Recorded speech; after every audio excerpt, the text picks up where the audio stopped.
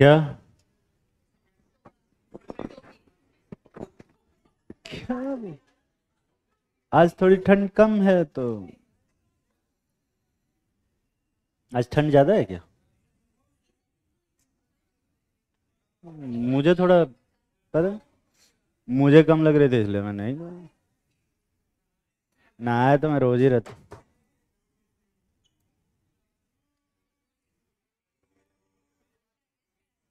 कौन झूठ झूठ बोल रहा है?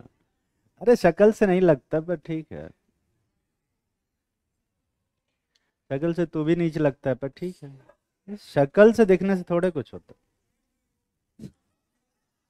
अरे मैं तो हूँ।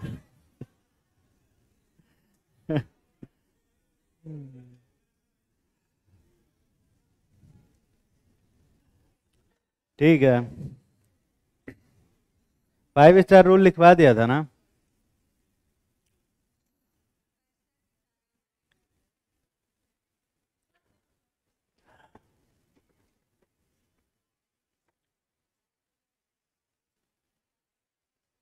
एक और एक।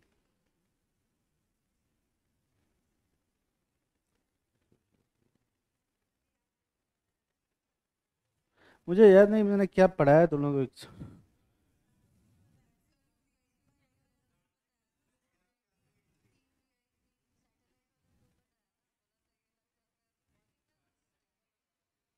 हम्म।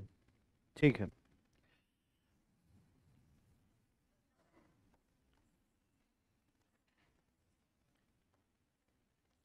ये कुछ कार्बोकेटायन है, उनकी स्टेबिलिटी का ऑर्डर लिखो।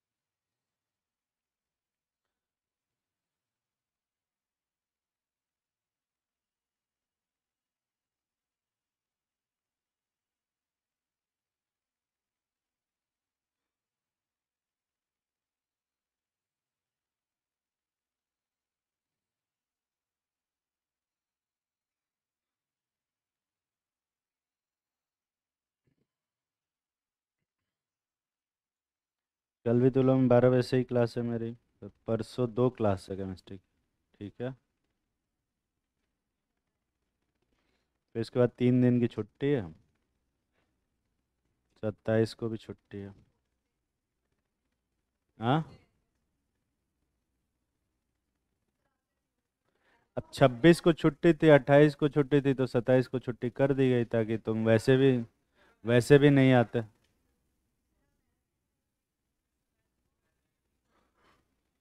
अरे कुछ स्पोर्ट्स एक्टिविटी है यार, पता नहीं क्या करें। मैं चेस खेल लूँ। इस इसीलिए तो, इसीलिए खेल।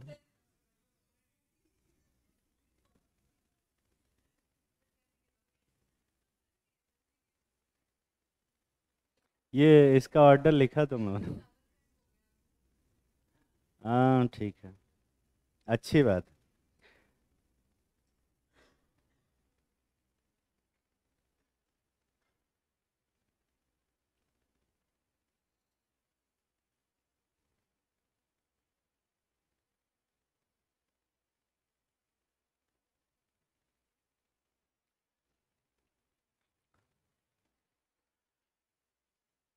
इसमें से ज़्यादातर लोगों को बीइंग फ्रेंडली और बीइंग फ्रेंड में डिफरेंस ही नहीं पता है, शायद इस वजह से।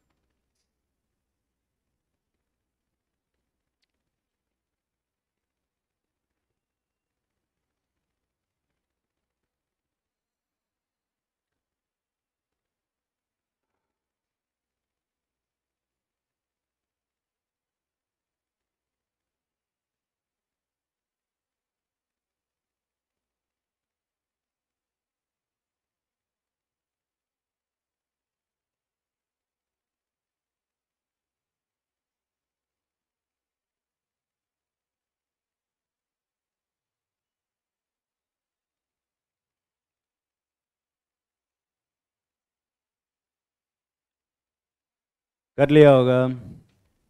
कितने लोग कुछ ना कुछ ऑर्डर लिख लिए? खैर, इसमें ज़्यादा दिमाग लगाना है नहीं। सबसे ज़्यादा स्टेबल कौन सा होगा? हाँ, फर्स्ट, फिर सेकंड, फिर थर्ड, और फिर सबसे लास्ट में फोर्थ। यही ऑर्डर आ रहा है। ये कितने लोग सही से लिख पाए थे? ठीक। तो इसमें थोड़ा सा गलत है। एक्चुअली में ये जो ऑर्डर होगा, ये थर्ड वाला ज़्यादा होता है।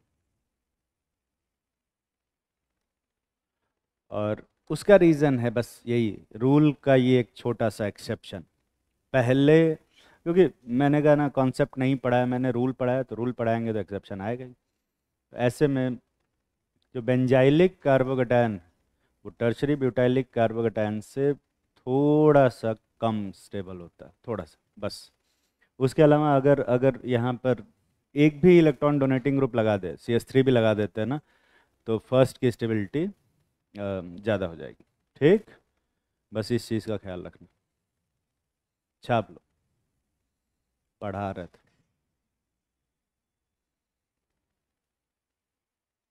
जैसे यहाँ पे रेजोनेंस, बेंजाइलिक में क्या हो रहा है? रेजोनेंस हो रहा है ना। कितने रेजोनेटिंग स्ट्रक्चर हैं बेंजाइलिक कार्बोकेटायन में? कितने रेजोनेटिंग स्ट्रक्चर? 5। और टर्शरी ब्यूटाइलिक में कितने हाइपर कंजुगेटेड स्ट्रक्चर हैं? 10। 9 तो अल्फा हाइड्रोजन ही है, 10 हाइपर कंजुगेटेड स्ट्रक्चर। और ये जो 10 हाइपर कंजुगेटेड स्ट्रक्चर हैं, ये उस 5 रेजोनेटिंग स्ट्रक्चर के ऊपर डोमिनेट कर जाते हैं। ठीक है, हालांकि रेजोनेंस और हाइपर कंजुगेशन में कौन डोमिनेट करता है? बिल्कुल सही है। लेकिन यहाँ पर बस इस एक जगह पे रेजोनेंस और हाइपर कंजुगेशन कॉन्ट्राडिक्ट करते हैं। बस ये एक जगह, इसके अलावा और कहीं भी रेजोनेंस और हाइपर कंजुगेशन में कॉन्ट्राडिक्शन नहीं होगा। ठीक है, छाप लो। लिखो कार्बन आयन।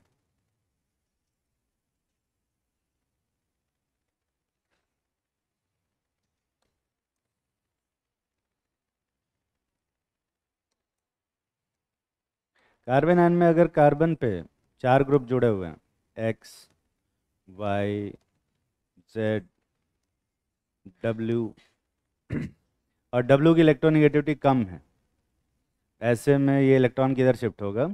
कार्बन की तरफ, और डब्ल्यू प्लस बनेगा। और कार्बन के ऊपर कैसा चार्ज आएगा? Negative charge. ऐसे में इसके पास कितने इलेक्ट्रॉन, बॉन्ड पेयर कितने हैं इसके पास?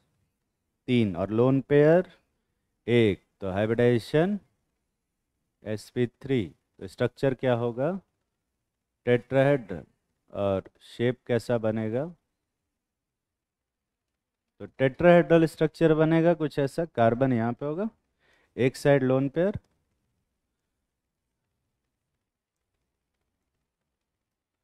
और ये एक पिरामिडल शेप बनेगा। दिख रहा है? इसका बॉन्ड एंगल कितना होना चाहिए? 109.5, पर क्योंकि लोन पेयर है तो थोड़ा सा कम हो जाता। ठीक है, ये सब पढ़ाया हुआ मैंने valence shell electron pair repulsion theory में। ठीक है,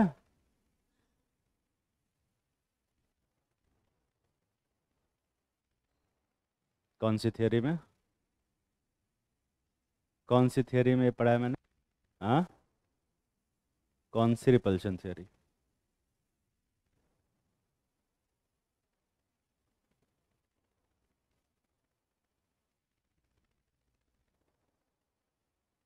वो जो थियरी का नाम बोला मैंने, वो बस नाम बता दे तू मुझे।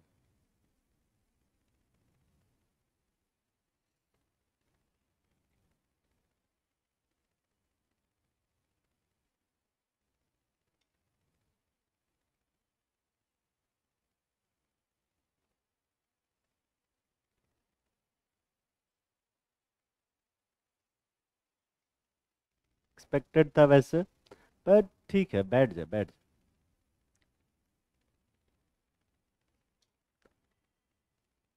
कौन सी थियरी बताया वे? Valence shell electron pair repulsion theory. क्या? ईपीआर थियरी भी बोलते हैं, है ना। उससे ये आता है। ये छाप लिए, लिखो। तो ये इलेक्ट्रॉन डेफिशिएंट है या इलेक्ट्रॉन रिच है? इलेक्ट्रॉन रिच स्पेसीज है। और तो ये इलेक्ट्रोफाइल बनेगा कि न्यूक्लियोफाइल? न्यूक्लियोफाइल। ठीक है, लिखो। Carbon answer, negatively charge electron rich species.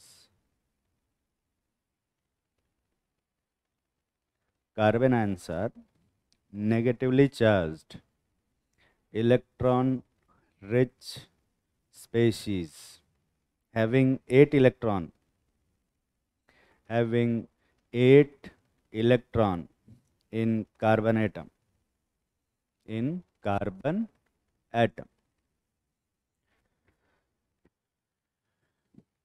These are sp3 hybridized,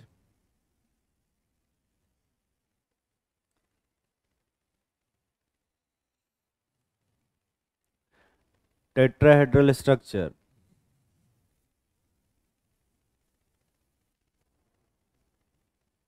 triangular pyramidal shape,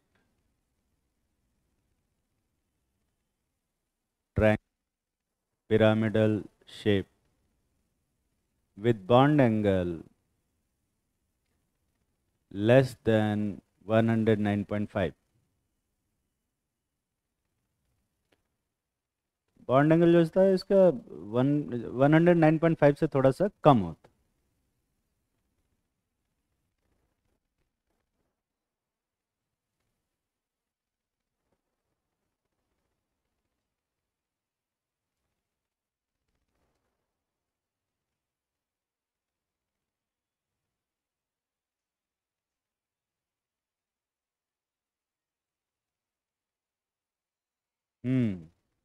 pyramidal structure, और इसीलिए उसका शेप पिरामिडल बोला मैंने। पर होगा उसका स्ट्रक्चर टेट्राहेड्रल। तो स्ट्रक्चर और शेप में क्या डिफरेंस है? एक ही होता है। तो मैंने स्ट्रक्चर के आगे टेट्राहेड्रल और शेप के आगे पिरामिडल क्यों लिखवाया, अगर एक ही है तो? अच्छा, ये केमिस्ट्री की दिक्कत है। केमिस्ट्री की दिक्कत तो नहीं है।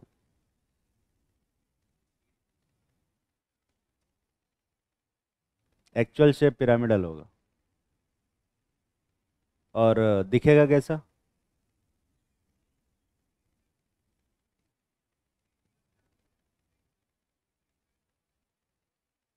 होना चाहिए कि होगा? पलट गया इतनी देर में नहीं।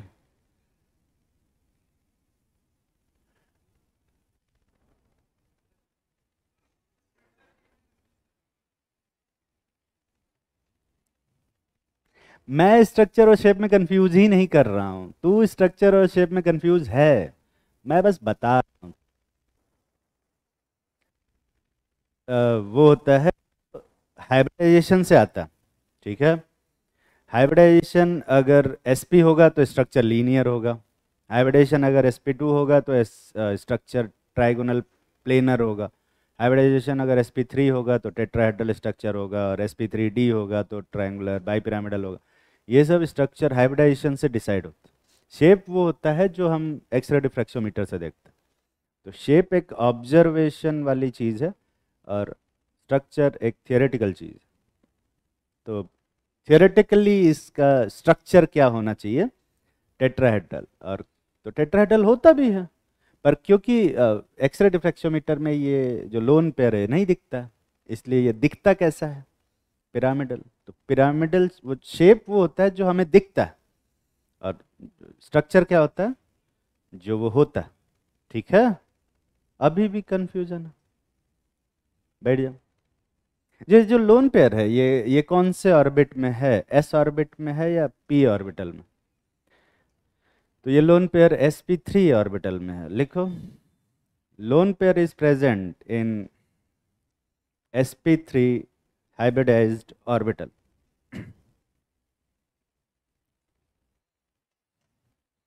तो क्योंकि ये एक इलेक्ट्रॉन रिच स्पेसीज है, इसको इलेक्ट्रॉन डोनेटिंग ग्रुप स्टेबलाइज करेंगे या इलेक्ट्रॉन विड्रॉइंग ग्रुप पे? इलेक्ट्रॉन विड्रॉइंग ग्रुप इसको स्टेबलाइज करते हैं, ठीक है। लिखो rules of stability of carbon ion.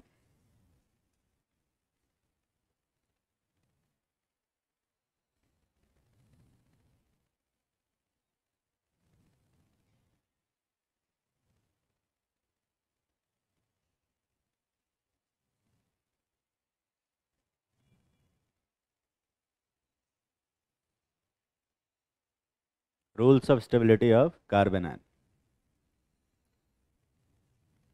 पहला लिखो उसमें aromaticity. Aromaticity.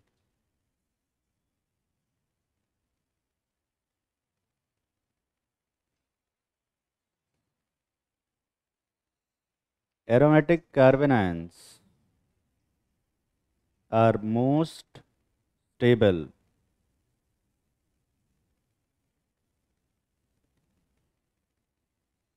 and anti-aromatic carbon ions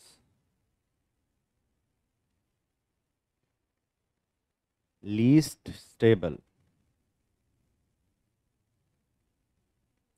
Least stable.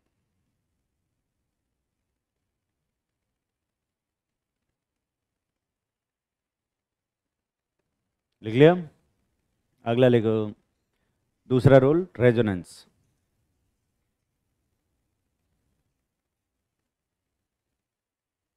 अब रेजोनेंस में 3 रूल हैं, ये भी एक प्रायोरिटी ऑर्डर में है, उसको लिखेंगे। पहला लिखो रेजोनेंस का A rule. Second A rule, electron withdrawing group. Electron withdrawing group increase the stability of carbon ion.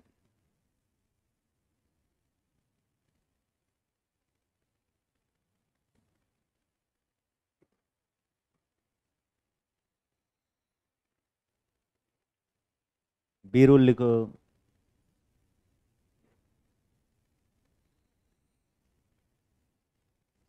number of stability of carbon ion. Stability of carbon ion increase with number of resonating structure. With number of resonating structure.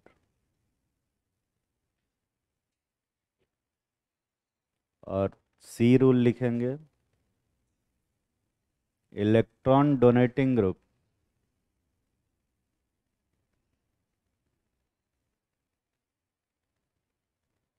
Decrease the stability of carbon ion. अब अगर तुम यहाँ ध्यान से देखोगे तो यहाँ electron withdrawing वाला जो इफेक्ट है उसको नंबर ऑफ रेजोनेटिंग स्ट्रक्चर से ऊपर लिखा है और डोनेटिंग वाले को नंबर ऑफ रेजोनेटिंग स्ट्रक्चर से नीचे। लेकिन कार्बोकेटायन में जो इलेक्ट्रॉन डोनेटिंग वाले का इफेक्ट है उसको नंबर ऑफ रेजोनेटिंग स्ट्रक्चर से ऊपर लिखा हुआ है और विड्रॉइंग ग्रुप को नीचे। आई होप कि तुम ये चीज़ नोटिस कर पा रहे हो। कर पा रहे हो तो अच्छी बात है, नहीं तो ऐसा कोई दिक्कत वाली बात नहीं। थर्ड रूल लिखेंगे। थर्ड रूल मतलब सी रूल नहीं, थर्ड रूल। और इस पे एक छोटा सा स्टार बनाएंगे। अब क्यों बनाएंगे वो भी बात करता हूँ, ठीक है।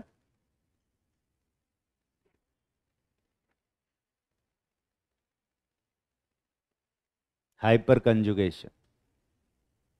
थर्ड रूल है हाइपर कंजुगेशन। देखो stability of carbon ion increase. Stability of carbon ion increase with number of alpha halogen. With number of alpha halogen. Alpha halogen बढ़ेंगे। हेलोजन बोला है मैंने, हाइड्रोजन नहीं बोला, ठीक है। कितने लोग हाइड्रोजन लिख लिए हो, हाथ उठाओ ईमानदारी से। लिखे होंगे सब, इसमें हाथ नहीं उठाएंगे। जैसे ये तू लिखा है, दिख रहा है तेरी शक्ल पे, वो पीछे जो हाँ टॉपिक।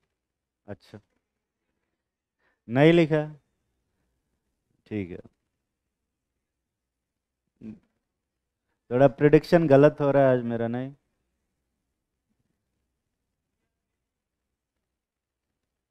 क्या? क्या बोल रहे हो? कौन बोला? अभी मैं ऑफिस नहीं गया हूँ? कोई सेंस है इसका?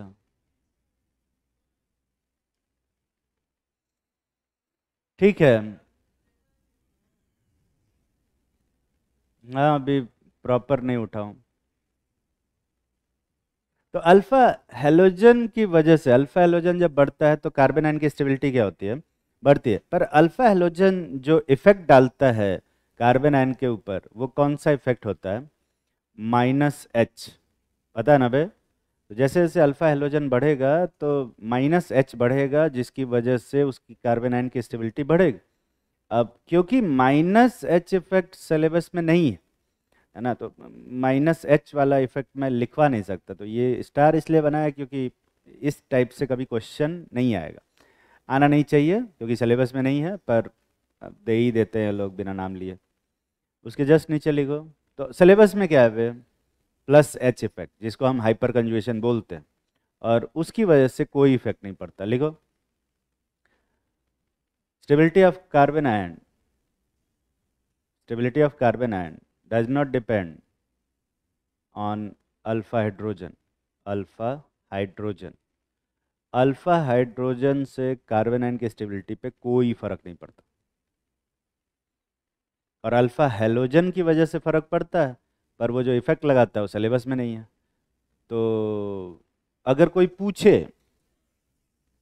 कि हाइपर कंजुगेशन से कार्बन आयन की स्टेबिलिटी अफेक्ट होती है कि नहीं होती है, ये स्टेटमेंट सही है या गलत है? कि हाइपर कंजुगेशन की वजह से कार्बन आयन की स्टेबिलिटी अफेक्ट होती है, तो ये स्टेटमेंट सही है गलत है? गलत। 11th 12th में नीट के पेपर में ये स्टेटमेंट गलत। पर एक्चुअल में ये स्टेटमेंट क्या है? सही। अल्फा हेलोजन तो अफेक्ट करते ही हैं, पर अगर एग्जाम में आएगा तो तुम क्या लिखोगे? फॉल्स। ये बस बता रहा हूँ, ठीक है? -H सिलेबस में नहीं, एक्चुअल में अफेक्ट करता है, जानते रहना, पर वहां मार्क करना कि नहीं होता। ठीक है? अगला लिखो, इंडक्टिव इफेक्ट, चौथा इफेक्ट। तो टेक्निकली ये तीसरा इफेक्ट है, पर तुम चौथा लिखोगे।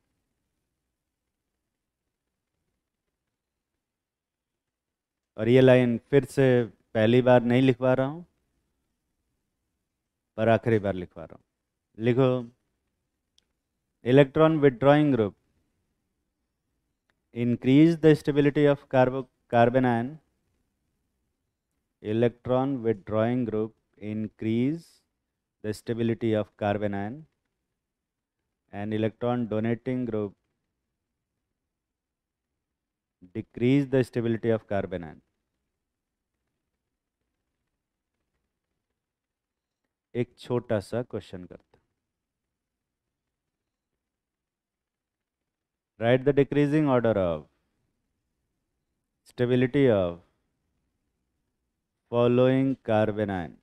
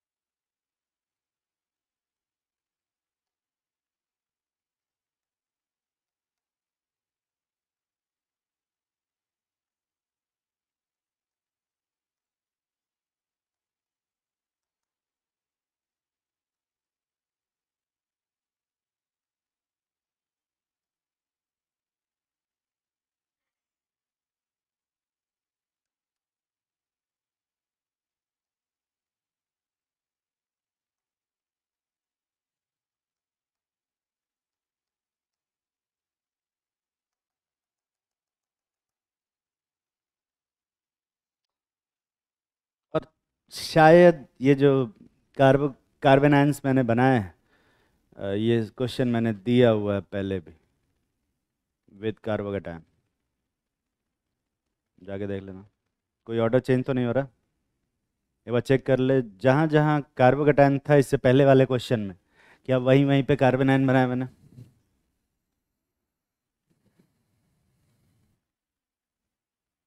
कौन सा आगे पीछे हुआ? 7 और 8।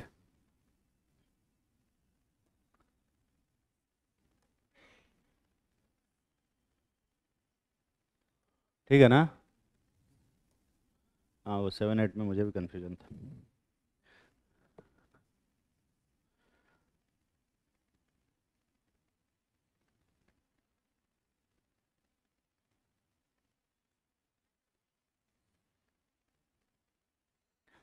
तुम्हारे पास समय है 2 मिनट का छापने के लिए और 3 मिनट का करने के लिए, तो टोटल 5 मिनट का समय है।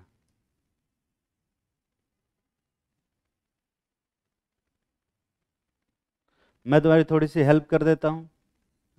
इसमें जो दूसरा वाला कार्बन आयन है वो सबसे ज़्यादा स्टेबल होगा।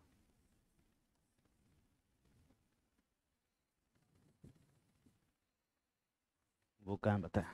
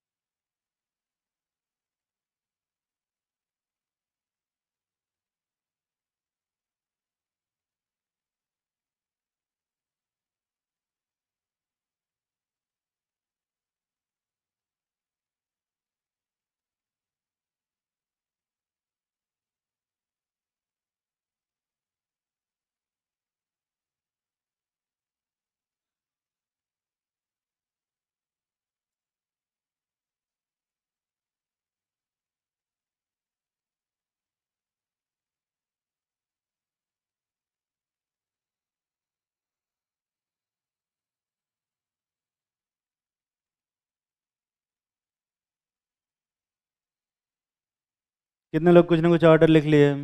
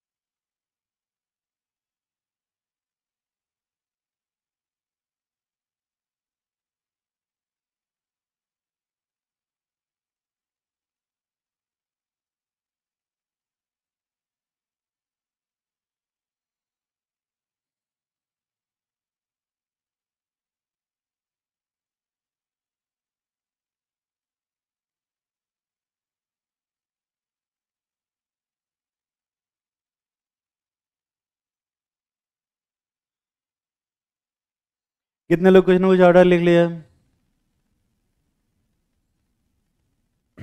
ठीक है, चलो देखते हैं। जो लोग नहीं कर पाए कोई बात नहीं, कोई बात नहीं, हो जाता। अ, सबसे पहले बात करते हैं कि कौन इसमें एरोमेटिक है। कोई एरोमेटिक दिख रहा है तुम्हें?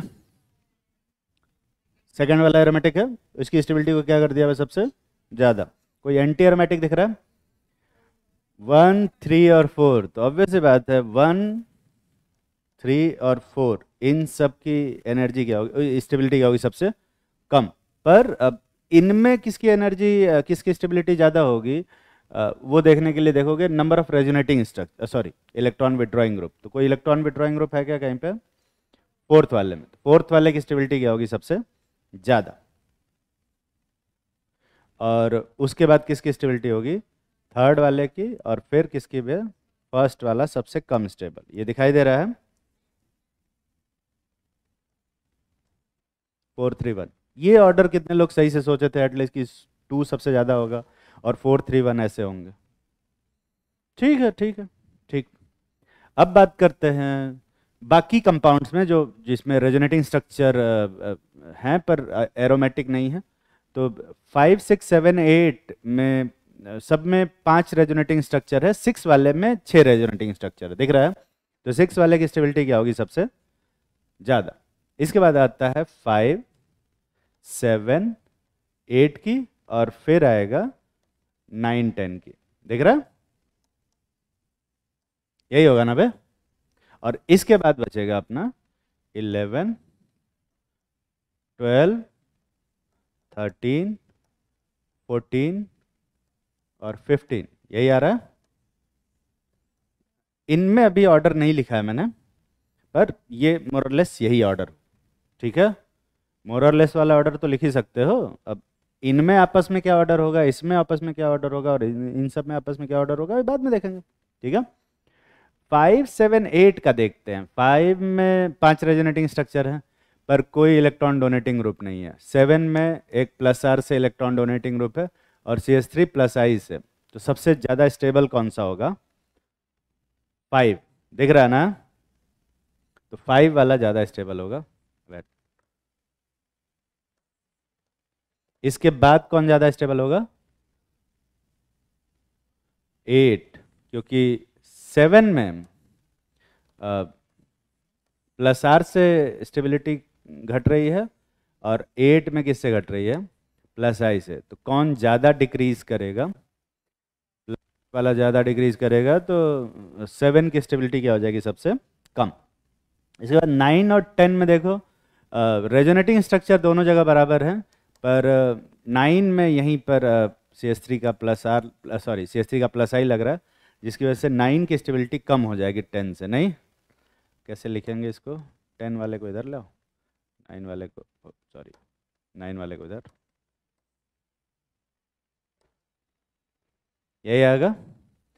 11, 12, 13, 14, 15 में देखते हैं कौन ज़्यादा स्टेबल होगा। तो 11 की स्टेबिलिटी सबसे ज़्यादा होगी, क्योंकि यहाँ पे एक साइड से प्लस आई लग रहा है, बाकी इन सब में 3 साइड से प्लस आई लग रहा है, इसमें भी 2 साइड से प्लस आई लग रहा है, इसमें भी 2 साइड से प्लस आई लग रहा है, इसमें भी 2 साइड से प्लस आई लग रहा है, ठीक है?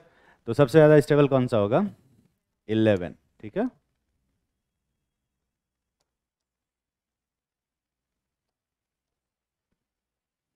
और 12 जो होगा वो सबसे कम स्टेबल। अरे यार हटाओ इसको।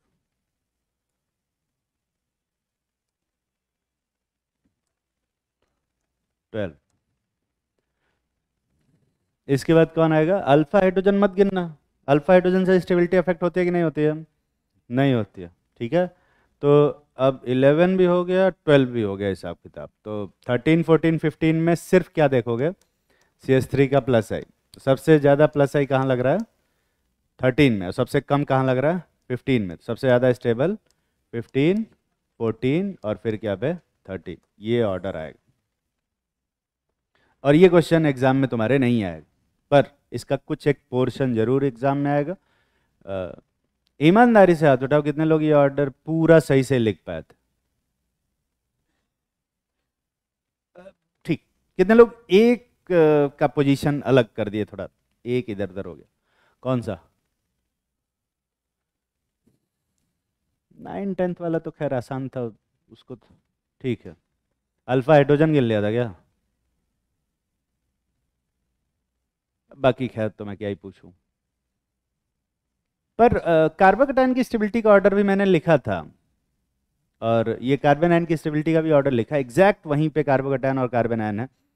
जरा देख के बताओ कि कार्बन आयन की स्टेबिलिटी का ऑर्डर कार्बोकैटायन की स्टेबिलिटी ऑर्डर के जस्ट क्या है बे? Just different. ठीक है, कोई रिलेशन नहीं होता कार्बोकैटायन और कार्बन आयन की स्टेबिलिटी के ऑर्डर में। कहीं कहीं सेम हो जाता है, कहीं कहीं उल्टा हो जाता है, मिक्स करके देंगे सब मिक्स हो जाएगा, कोई रिलेशन ही नहीं। तकलीफ में हो गया? लिखो।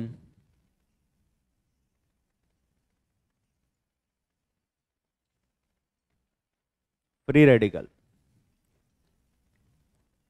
फ्री, सॉरी, एक और रूल बचा हुआ है, 5 स्टार रूल।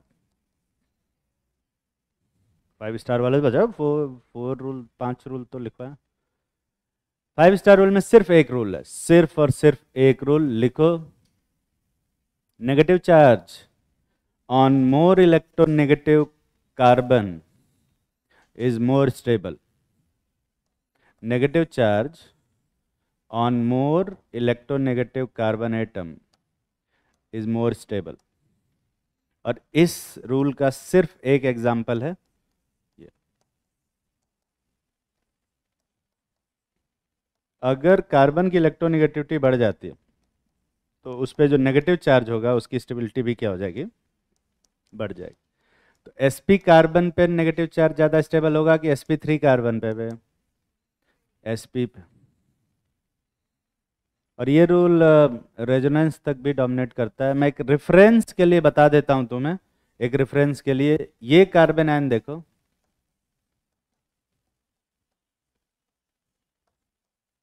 ये कार्बन आयन की स्टेबिलिटी कहाँ जाएगी? ये फर्स्ट वाले से भी कम या लास्ट वाले से भी ज़्यादा?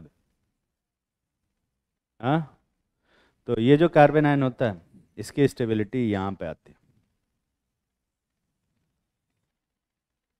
एक रेफरेंस के लिए बता रहा हूँ, ठीक है? ये कैसे भी? ये तुम्हें पता भी है, बस तुम्हें ये नहीं पता कि तुम्हें पता है। चलो मैं बता देता हूँ। एक बात बताओ, ये एल्काइन, जो टर्मिनल एल्काइन का हाइड्रोजन होता है, ये एसिडिक होता है, ये पढ़ा है तुमने? अरे ये पढ़ा है कि नहीं पढ़ा?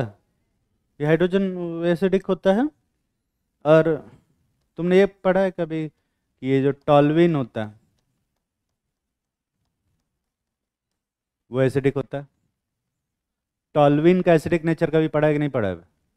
टॉल्विन हाइड्रोजन नहीं रिलीज करता है सोडियम के साथ, ठीक है? टॉल्विन एसिडिक नहीं होता। पर एसिटिलीन क्या होता है? एसिडिक होता है।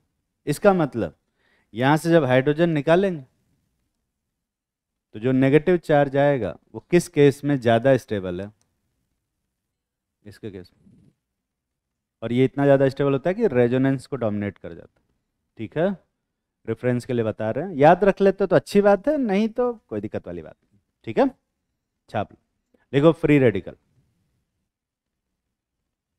ये छाप रहे हो क्या? जल्दी छाप। कार्बन आयन में ऐसा कोई वो वाला रूल नहीं होता कि bridge head carbon ion highly unstable होते हैं, या वो एक कोई वीआईपी कार्बन आयन है, उस टाइप का कोई वीआईपी कार्बन आयन नहीं होता।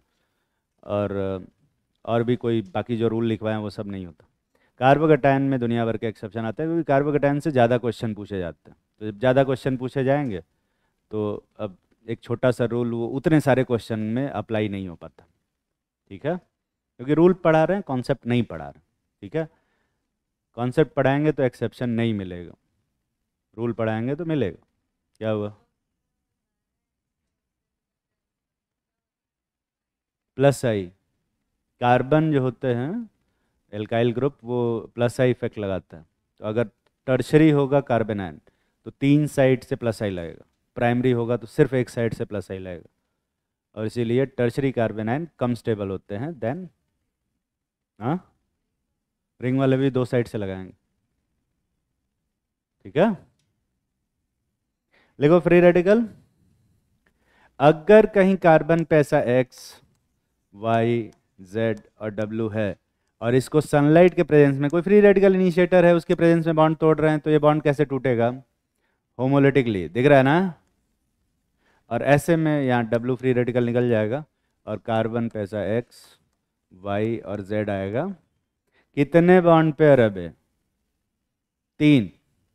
और लोन पेयर, हाँ? तो हाइब्रिडाइजेशन क्या बोलोगे?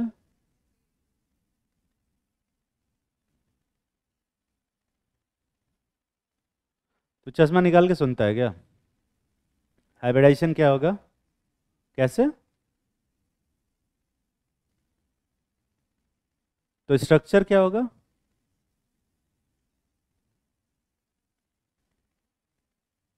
स्ट्रक्चर क्या होगा?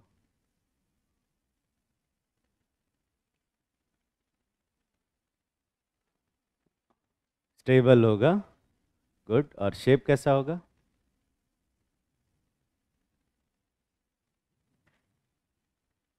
अनस्टेबल।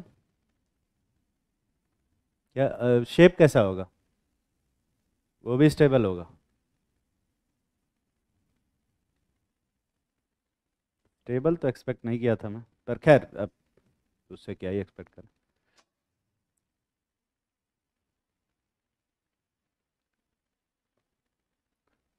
sp2 हाइब्रिडाइजेशन पे स्ट्रक्चर क्या होता है, क्या कभी बताया मैंने जिंदगी में? आज ही बता। ये बता, sp पे स्ट्रक्चर क्या होता है?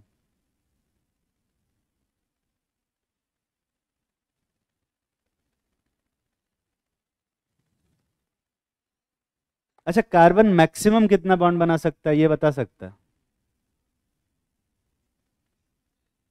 कार्बन मैक्सिमम कितना बॉन्ड बना सकता है?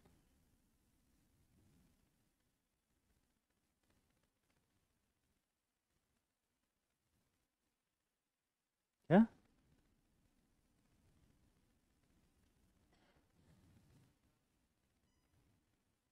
मैक्सिमम। और मिनिमम?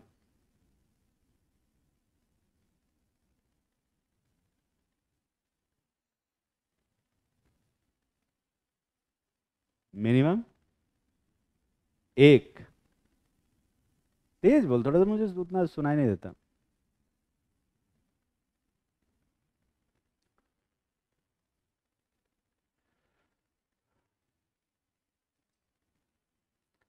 बैठ जाओ बैठ जाओ। ऐसे ही थोड़ा टाइम पास कर रहे थे, आगे पढ़ाने का मन नहीं कर रहा था। तो sp2 हाइब्रिडाइज्ड होगा यहाँ पे। तो sp2 पे क्या स्ट्रक्चर बनता है? ट्रायंगुलर प्लेनर नहीं? तो कार्बन यहाँ पे होगा, x यहाँ, y यहाँ और z यहाँ। ठीक है। और क्योंकि sp2 हाइब्रिडाइजेशन है, स्ट्रक्चर प्लेनर होगा। बट क्योंकि एक p ऑर्बिटल खाल अनहाइब्रिडाइज्ड रहेगा, ये जो एक इलेक्ट्रॉन है वो उसी एक p ऑर्बिटल में रहता है। ठीक है। अब क्योंकि एक इलेक्ट्रॉन है वहाँ पे, तो वो थोड़ा सा क्या करता है, वो रिपेल करता है इसको। और ऐसे में ये जो स्ट्रक्चर है हल्का सा ऐसा बेंट हो जाता है। कितना बेंट?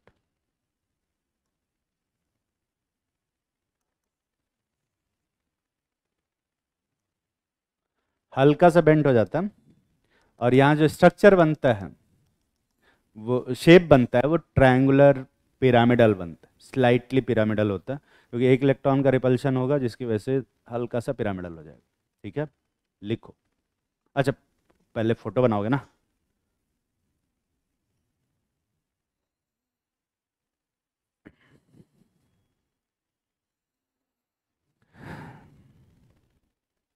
तो ये कंपाउंड इलेक्ट्रॉन डेफिशिएंट है कि इलेक्ट्रॉन रिच है वे?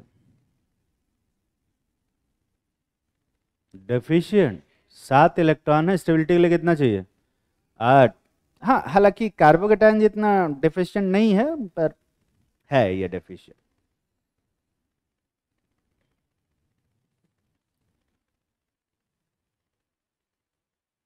क्या?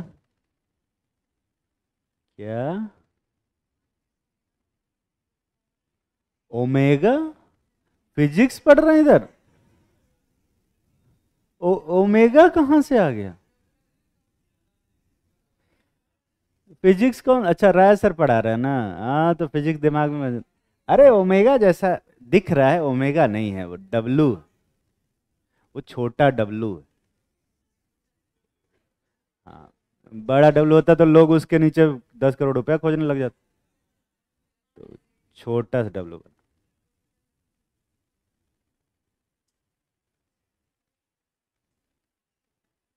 देखो, जरूरी नहीं सारे ह्यूमर समझ में आए, तो बगल वाले से पूछते हैं कि इसका क्या मतलब है।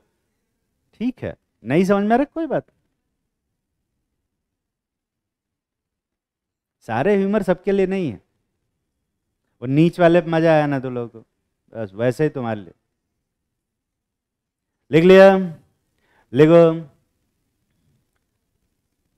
Free radicals are neutral electron deficient species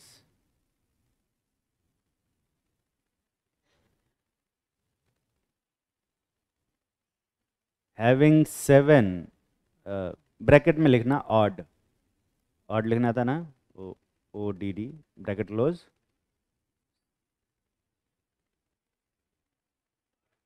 odd किस? 7 ब्रैकेट में लिखना ऑड। ऑड की स्पेलिंग क्या होती है? ओ, ओ डी डी बोल, तो क्या बोला मैंने? अरे यार, मुझे लगा कि जैसे आईआईटी को डबल आईटी ना बोल के आईआईटी बोलते हैं, जेई को जे डबल ई नहीं बोलते हैं, नीट को भी एन ई ई टी बोलते हैं, एन डबल ई टी नहीं बोलते, ऐसे ही ओड को भी ओ डबल डी ना बोल के ओ डी डी बोला जाता। समथिंग लाइक, नॉट बैड, कुछ ऐसा गलत तो नहीं बोल दिया मैंने कॉन्सेप्चुअली, है ना? हाँ हाँ, मतलब मुझे लगा एमबीबीएस को तुम लोग एम डबल बी एस तो नहीं बोलते हो, तब तो कोई भी लॉजिक नहीं होता। मैंने ओ डबल डी की जगह पे ओ डी डी बोल दिया, तो यहाँ पे सब लोग परेशान ही हो गए।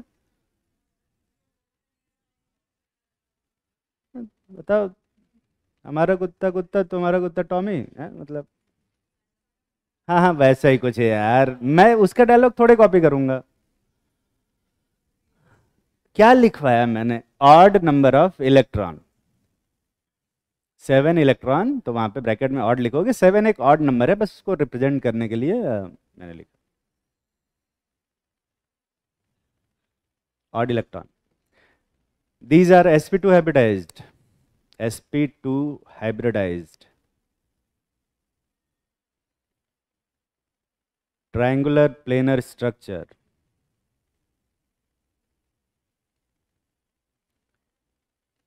and slightly pyramidal shape। Slightly pyramidal मतलब slightly triangular pyramidal shape with bond angle less than 120 degree, 120 degree से थोड़ा सा कम रहता है, with bond angle less than 120 degree.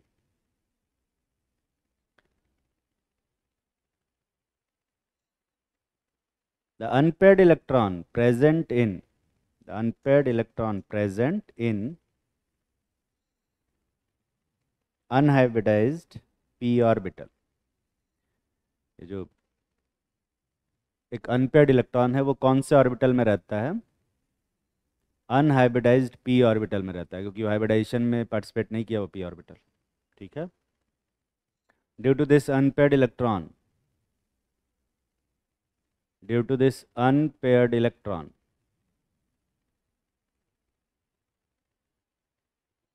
free radicals are paramagnetic in nature, free radicals are paramagnetic in nature,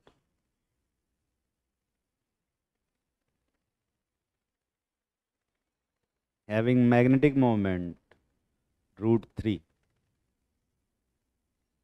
having magnetic moment √3। ये √3 कहाँ से है बे? याद करोगे क्या इसको भी? इसको भी याद कर बैठे। एक अनपेयर्ड इलेक्ट्रॉन है, मैग्नेटिक मोमेंट का फॉर्मूला क्या होता है? म्यू जो होता है क्यू इंटू डी होता है कि क्यू डिवाइडेड बाई डी होता है? हाँ, ये डाइपोल मोमेंट का formula, under root N into n+1 की n+2। हर जगह गलत ही बताते। और n कौन सा क्वांटम नंबर है? अभी बोलो प्रिंसिपल क्वांटम नंबर मारे हैं अभी। n number of unpaired electron. ये जहां कंफ्यूज करना चाहते हैं वहीं कंफ्यूज हो जाते हैं। n number of unpaired electron, कितने अनपेड इलेक्ट्रॉन है? एक, इसमें रख के देखो कितना आ रहा है, √3। इसीलिए इसका मैग्नेटिक मोमेंट कितना होता है, √3। अभी ये मैग्नेटिक मोमेंट और डाइपोल मोमेंट में ही कंफ्यूज हो जाते हैं सब। तो खड़े हो, फोन चला रही हो? हाँ तो कोई बात। तो ये बता कि मैग्नेटिक मोमेंट और डाइपोल मोमेंट में क्या डिफरेंस? ये तो आंसर था भी नहीं। और कॉन्सेप्ट? और ये मेरी गलती हो सकती है नहीं?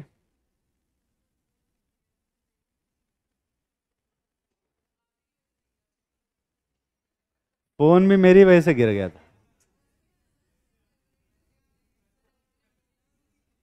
मैंने बोला वो गिर गया, तो मैं बोलूंगा कि ठीक हो जाए तो ठीक भी हो जाना चाहिए। नहीं, मैंने गिरने को बोला क्या उसको? अजीब टाइप के लोग हैं यार, ये मेरे ऊपर एलिगेशन। अब कल पता चले कल को मुझसे ही पैसा मांग रहे हो कि फोन टूट गया उसका पैसा दे दीजिए। बैठ जा।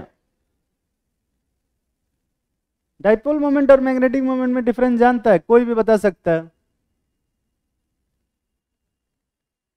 तो बे, ये पहले से ही ना ही लगी। नहीं नहीं, हमसे मत पूछिए बस। रहन दे रहन दे, तेरी शक्ल दिखा नहीं बता सकती है। पढ़ लिया कर थोड़ा। ये भी, ये जो स्टेटमेंट्स लिखवाए हैं ना, ये स्टेटमेंट से बहुत सारे क्वेश्चन आए हुए हैं एग्जाम। ठीक है, इसीलिए सब लिखवा रहे। फ्री रेडिकल की प्रॉपर्टीज से क्वेश्चन आ जाते। लिखो। तो ये सारे स्टेटमेंट्स याद करोगे क्या तुम लोग? फ्री रेडिकल sp2 हाइब्रिडाइज्ड होता है, इसका स्ट्रक्चर प्लेनर होता है, लेकिन शेप पिरामिडल होता है, बॉन्ड एंगल 120 से थोड़ा सा कम होता है। क्यों याद करोगे? यहाँ तो दिख रहा है ना, sp2 हाइब्रिडेशन होगा तो बॉन्ड एंगल कितना होगा, 120। पर एक इलेक्ट्रॉन है, हल्का सा बेंट हो जाएगा तो बॉन्ड एंगल कितना हो जाएगा, 120 से कम। तो बैठ के याद क्यों कर रहे हो? एक अनपेयर्ड इलेक्ट्रॉन है, दिख रहा है, तो डाइपोल मैग्नेटिक मोमेंट कितना होगा, √n इंटू n+2। उससे निकालना, √3 ही आएगा। वो जाके पढ़ना, तुम नहीं बताएंगे। तो तुम्हें डिफरेंस पता होना चाहिए। जो जो एक ही टाइप से साउंड करने वाले लोग हैं, जैसे हाइड्रोलिसिस और हाइड्रेशन। नहीं, और अब तो कोई नहीं बताएगा, मुझे पता है। बताया हुआ है, मैं पूछूंगा भी नहीं, है ना। मैं तुम्हें बस बता रहा हूं कि तुम्हें अब तक नहीं पता चला होगा 6 बार बताने पे भी। मैं तुम्हें ये बता रहा हूं कि जो चीज 6 बार बताने के बावजूद, बार बार पूछने के बावजूद भी तुम्हें नहीं पता है, सोचो उस कॉन्सेप्ट का क्या होगा जो मैंने खाली एक बार बताया, है ना। वैसे ही मैग्नेटिक मोमेंट और डाइपोल मोमेंट भी हैं जो एक जैसा साउंड करते हैं, उनमें डिफरेंस पता होना चाहिए। रेजोनेटिंग इफेक्ट और इफेक्ट ऑफ रेजोनेंस दो अलग अलग चीजें हैं, ये पता होना चाहिए। हाँ, अभी इनको ये भी नहीं पता।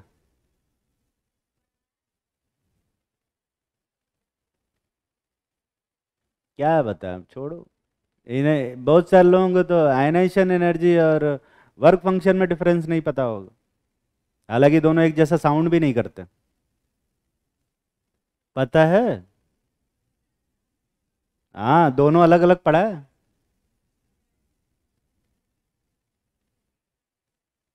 बहुत सारे लोगों को इलेक्ट्रॉन अफिनिटी और इलेक्ट्रॉन गेन एंथैल्पी में डिफरेंस नहीं समझ में आता, उसी में कंफ्यूज रहते हैं।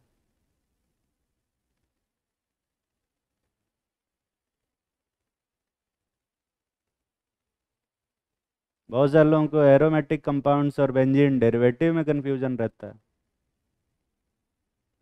कंफ्यूजन तो है।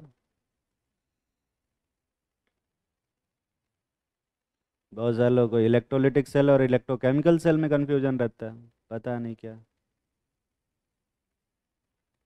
पता है मुझे, जो सेम साउंड करने वाले हैं ना उनको तो एटलीस्ट ध्यान से पढ़ लिया करो। जैसे हाइब्रिडाइजेशन और शेप सेम साउंड नहीं करते, पर उसमें कंफ्यूजन रहता, तो पढ़ लो ना ढंग से यार। हर बार पढ़ाएंगे क्या? हर बार हाइड्रोलिसिस हाइड्रेशन पढ़ाएंगे क्या? अभी पूछेंगे नहीं बता पाएंगे इसमें से।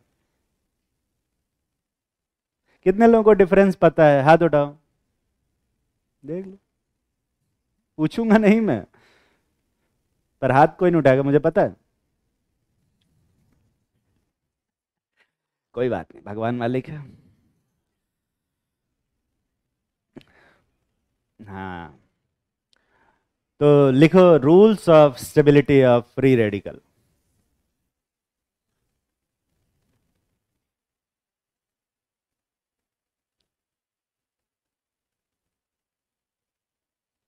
और इसमें पैरा रूल है।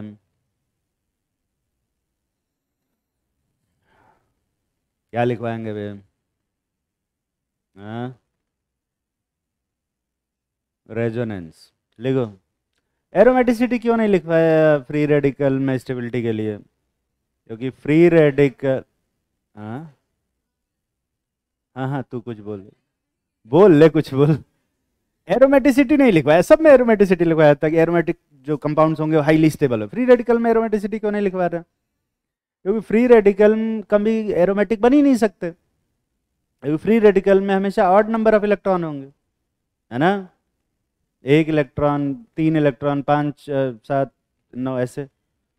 और जो हक्कल रूल है वो सिर्फ इवन नंबर ऑफ इलेक्ट्रॉन्स पे ही एप्लीकेबल होता है।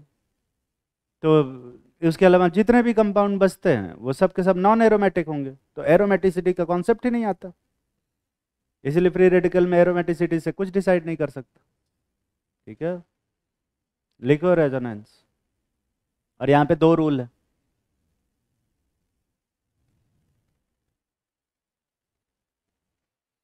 ए रूल लिखो,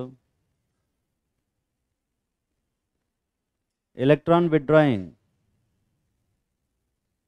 and electron donating group increase the stability of free radical. Electron withdrawing का मतलब यहाँ पे क्या है? -R। और इलेक्ट्रॉन डोनेटिंग से यहाँ क्या मतलब है? +R। ये दोनों ही फ्री रेडिकल की स्टेबिलिटी को क्या करते हैं? बढ़ाते। ठीक है, दोनों ही। और बी रूल लिखो, stability of free radical increase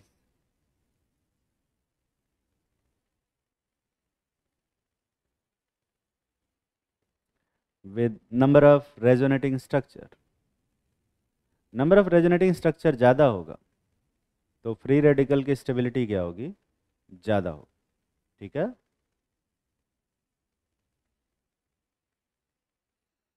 दूसरा रूल लिखो, हाइपर कंजुगेशन। और उस पर एक छोटा सा स्टार बना दो। और ये स्टार क्यों बनवाया है बताएंगे। अपने मन से स्टार का कोई मतलब मत समझ लिया करो। स्टार का मतलब इंपॉर्टेंट है, स्टार का मतलब फालतू रूल है, एक्सेप्शन है, कुछ नहीं। ठीक है, लिखो, stability of free radical increase, stability of free radical increase with number of alpha hydrogen. Alpha hydrogen बढ़ेगा, फ्री रेडिकल की स्टेबिलिटी क्या होगी? बढ़ेगी।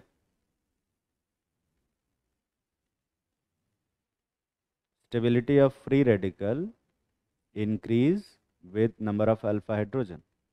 अल्फा हाइड्रोजन बढ़ाने से फ्री रेडिकल की स्टेबिलिटी बढ़ती।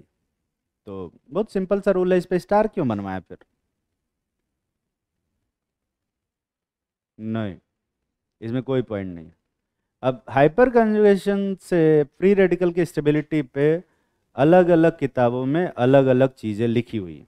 ठीक है, तो मैं सबसे पॉपुलर किताब लेके चलता हूँ, MS चौहान, जिसको तुम लोग पढ़े होगे, पता नहीं MS चौहान का नाम सुने हो तुम लोग या नहीं। सुने हो तो अच्छी बात है, लगा रहे हो तो बहुत अच्छी बात है। है ना, नहीं सुने हो तो सुन लो, ठीक है। एम एस चौहान जी मतलब बहुत अच्छे जाने माने नाम है केमिस्ट्री के अंदर, आईआईटी जेई केमिस्ट्री के अंदर, और नीट के अंदर एक कोचिंग है वाइब्रेंट करके, उसमें पढ़ाते हैं। और काफ़ी फेमस टीचर हैं, ऑल ओवर इंडिया में सब जानते हैं उनको ऑलमोस्ट, टीचर्स में, स्टूडेंट में भले ना जाने, एस सी वर्मा टाइप के। उनके भी जैसे एस सी वर्मा को सब लोग जानते हैं, वैसे उनसे थोड़ा सा कम लोग एम एस चौहान को जानते हैं, एम एस चौहान उतने ही फेमस है, ठीक है। अब उनकी किताब जो जो बुक्स उन्होंने लिखी है ऑर्गेनिक केमिस्ट्री में, वो काफ़ी अच्छी किताब है, मैंने पढ़ी है। अगर तुम्हारे पास है तो बहुत अच्छी बात है, नहीं है तो खरीद सकते हो, कोई ऐसा फोर्सफुल नहीं है, नहीं खरीदते कोई दिक्कत वाली बात नहीं, ठीक है। हाँ,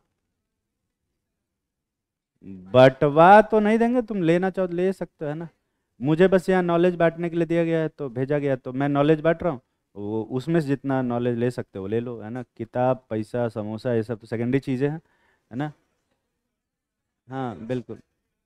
पर ज़्यादातर लोग का फोकस उसी पे रहता है कि भैया समोसा ही मिल जाए, है ना, नॉलेज तो खैर मिल ही नहीं रहा।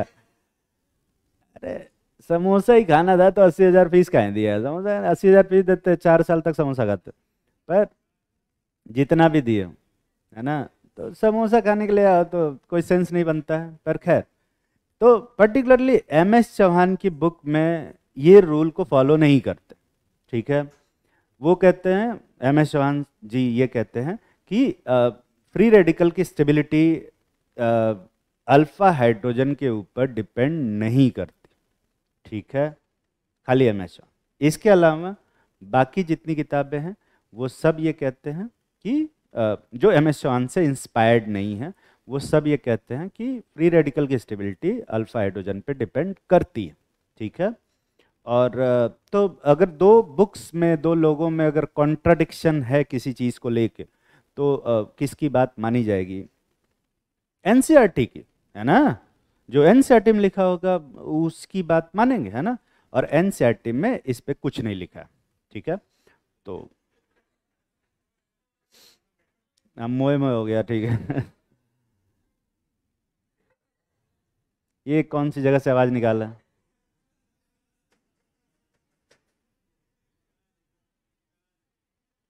यही था ना ये। खरा खरा। अरे तो खरा तो एक बार फिर से निकाल।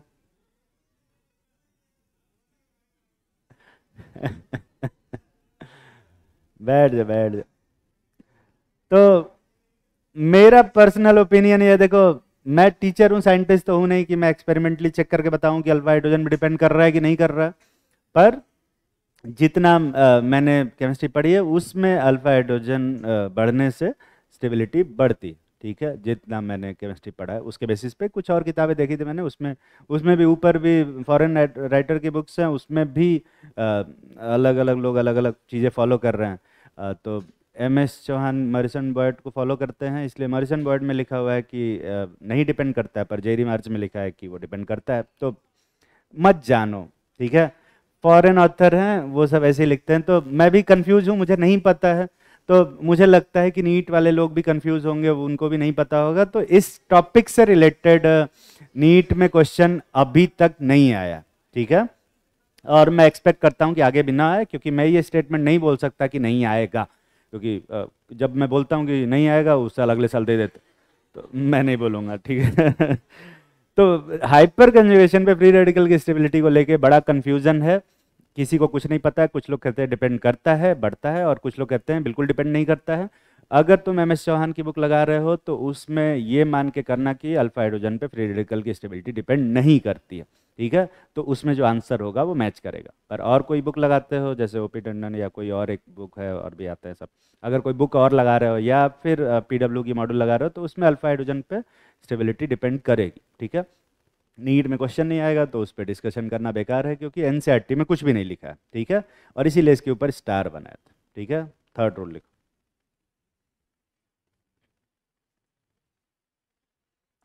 Inductive effect.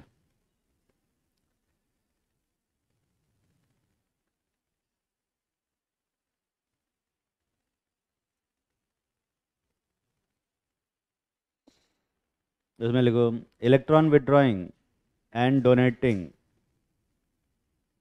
Group increase the stability of free radical. चाहे इलेक्ट्रॉन विड्रॉइंग ग्रुप हो चाहे डोनेटिंग ग्रुप हो, दोनों ही या फ्री रेडिकल की स्टेबिलिटी को बढ़ाते हैं, पता नहीं कैसे।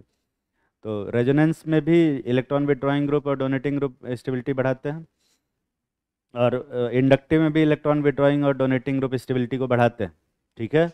हाँ, डोनेटिंग ग्रुप स्टेबिलिटी को ज़्यादा बढ़ाते हैं और विड्रॉइंग ग्रुप भी बढ़ाते हैं लेकिन कम बढ़ाते हैं। ठीक है। और 4 स्टार रूल लिखो। स्टार रूल ही लिखवाया जा रहा है यार। देखो, free radical on less electronegative carbon, free radical on less electronegative carbon is less stable.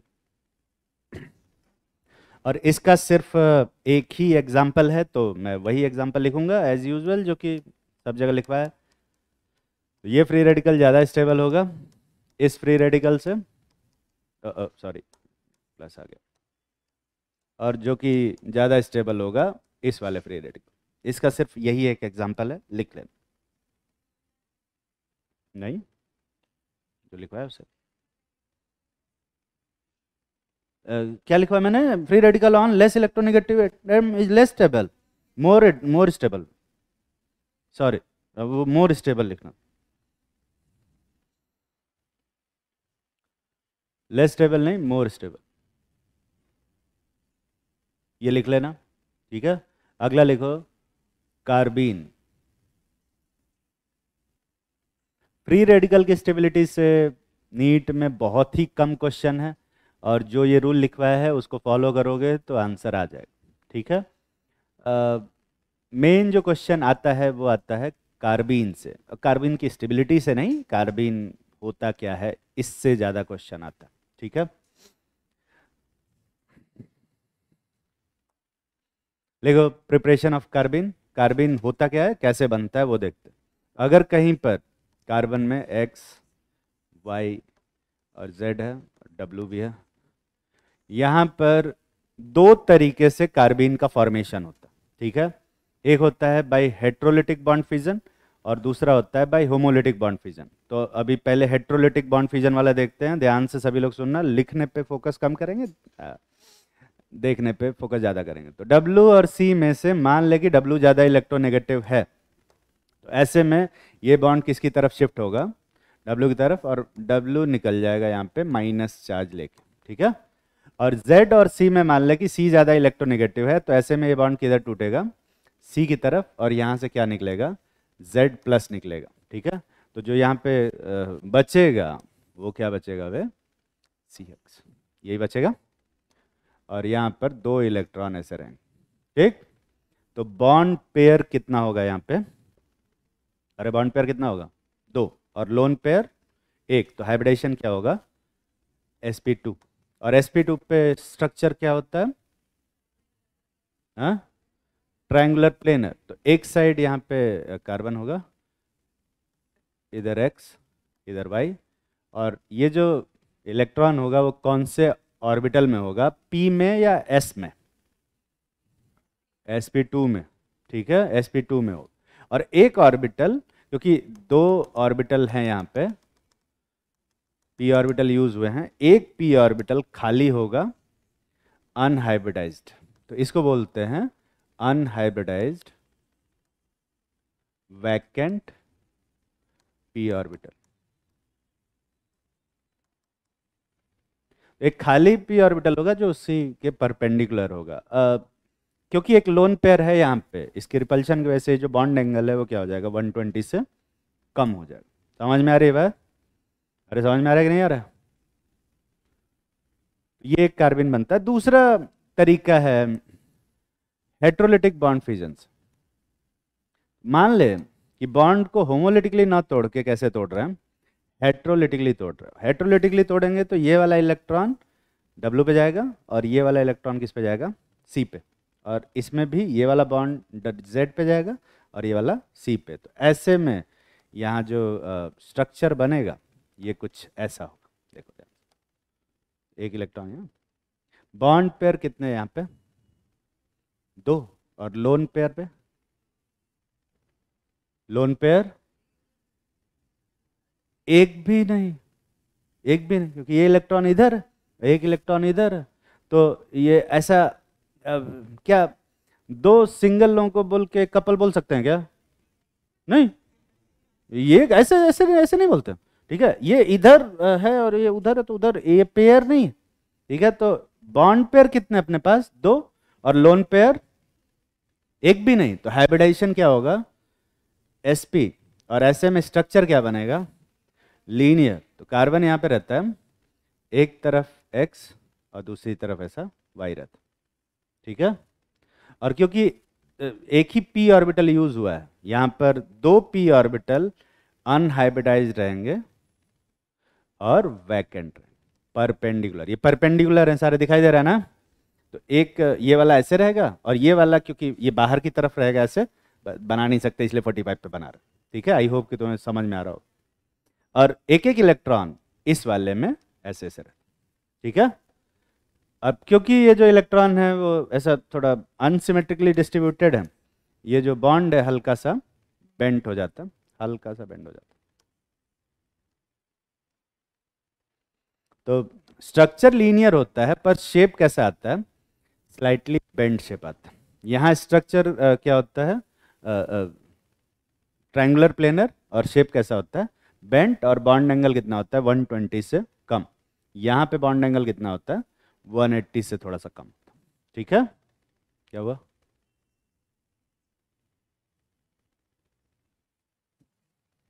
नहीं समझ में आया तो समझाएंगे ना, तो तू ही तो बताएगी। बॉन्ड पेयर कितने? अरे काउंटिंग तो आती है। बॉन्ड पेयर गिन के बता कितने बॉन्ड दिख रहे तुझे? दो, और लोन पेयर एक भी नहीं। तो हाइब्रिडाइजेशन sp, और sp पे कैसा स्ट्रक्चर होता है? sp पे स्ट्रक्चर कैसा होता है? लीनियर। ठीक है, अब sp में कितने ऑर्बिटल यूज होते हैं? कितने s ऑर्बिटल यूज होते हैं? एक, और p ऑर्बिटल एक। तो p ऑर्बिटल वैसे कितने होते हैं? तीन। तो एक यूज हो गया हाइब्रिडाइजेशन में, तो बचे कितने? दो। तो अनहाइब्रिडाइज्ड p ऑर्बिटल ऐसे दो रहेंगे, और दो अनपेयर्ड इलेक्ट्रॉन है तो दोनों अलग अलग ऑर्बिटल में चले जाएंगे। एक ही ऑर्बिटल में डाल देंगे तो पेयर हो जाएगा, फिर हाइब्रिडेशन sp2 हो जाएगा। समझा? इसलिए अलग अलग रख दिया। अब क्योंकि दो इलेक्ट्रॉन है, वो दोनों रिपेल करेंगे तो थोड़ा सा बेंट हो जाएगा। क्या नहीं समझ में आता इसमें? अरे तो इससे पहले चाइनीज में समझा रहे थे, बैठ जा।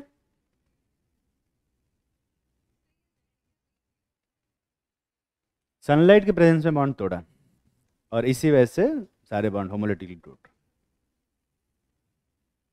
ठीक है,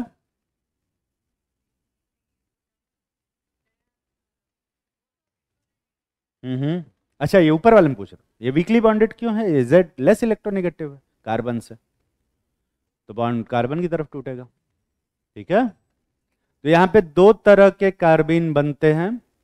एक sp2 हाइब्रिडाइज्ड होता है जिसका linear structure sorry triangular planar structure होता है, जिसमें बेंड शेप होता है, बॉन्ड एंगल 120 से कम होता है। ठीक है, और दूसरा होता है sp हाइब्रिडाइज्ड, जिसमें कि दो बॉन्ड पेयर होते हैं, एक भी लोन पेयर नहीं होता है, लीनियर स्ट्रक्चर होता है और स्लाइटली बेंड स्ट्रक्चर होता है, शेप होता है, जिसमें कि 180 से थोड़ा सा कम एंगल होता है। ठीक है, ऊपर वाला जो कार्बिन है इसको हम लोग बोलते हैं सिंगलेट कार्बिन, और इसको बोलते हैं ट्रिपलेट कार्बिन, है ना? कोई ये पूछेगा नहीं कि डबलेट कार्बिन का, सिंगलेट बाद सीधा ट्रिपलेट, डबलेट भी तो होना चाहिए था। डबलेट डबलेट कुछ नहीं होता।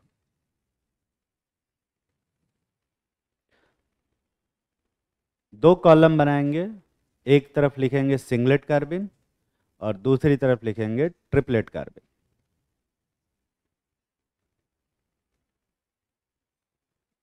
अच्छा, कई साल पहले जब मैंने जीओसी पढ़ाना शुरू किया था, तो पिछले साल शुरू किया था ना, इसी साल शुरू किया? अच्छा, अरे हाँ, मुझे लगा, अरे यार मुझे ऐसा लग रहा है कितने साल से जीओसी पढ़ा रहा हूँ, खत्म ही नहीं हो रहा। एकदम पहला लेक्चर उसमें मैंने लिखवाया था find the hybridization of each element in following compound. First lecture GOC का जब मैं हाइब्रिडाइजेशन पढ़ा रहा था तो कुछ क्वेश्चन दिए थे, याद आ रहा है? चलो अच्छी बात है, कुछ तो याद है। उसमें एक दो क्वेश्चन तुम्हारे गलत हो गए थे नहीं, और मैंने वहाँ गोला बना के स्टार लगवाया था और मैंने बताया था कि उसको मैं अभी आने वाले समय में जीओसी में पढ़ाऊंगा और उसके बाद तुम्हें ये सारी चीज़ें समझ में आ जाएंगी, उस टाइम पे समझ में नहीं आती। उसमें खोजो एक कार्बीन जैसा फोटो होगा, वहाँ sp और sp2 हाइब्रिडाइजेशन दोनों लिखवाया था, याद है? लिखवाया था ना? और तुमने वहाँ sp2 निकाला था। हाँ हाँ निकाला होगा, अगर तुमने वही कॉपी लिखी होगी तो, है ना? तो अभी समझ में आ गया कि वहाँ पर sp और sp2 क्यों होगा, समझ में आ गया ना?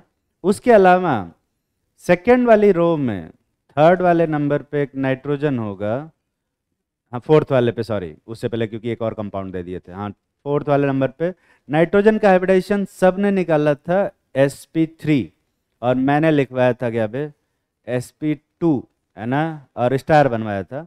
तो ध्यान से देखेंगे वहाँ पे जो नाइट्रोजन का लोन पेयर है वो डीलोकलाइज्ड हो रहा है, दिख रहा है? जहाँ अरे कॉपी में देखना, तो जो नाइट्रोजन है क्या उसमें रेजोनेंस हो रहा है कि नहीं हो रहा है उस कंपाउंड में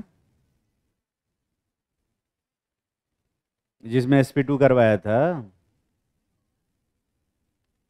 पूछ रहे, बता रहे, रेजोनेटिंग स्ट्रक्चर बना के देख, क्या नाइट्रोजन का लोन पेयर डीलोकलाइज हो रहा है या नहीं हो रहा है? तो जब नाइट्रोजन का लोन पेयर जब डीलोकलाइज्ड होता है किसी भी रेजोनेटिंग स्ट्रक्चर में, किसी का भी रेजोनेटिंग स्ट्रक्चर में अगर लोन पेयर डीलोकलाइज्ड हो जा रहा है तो उस लोन पेयर को हम लोग as a electron pair count नहीं करते, ठीक है?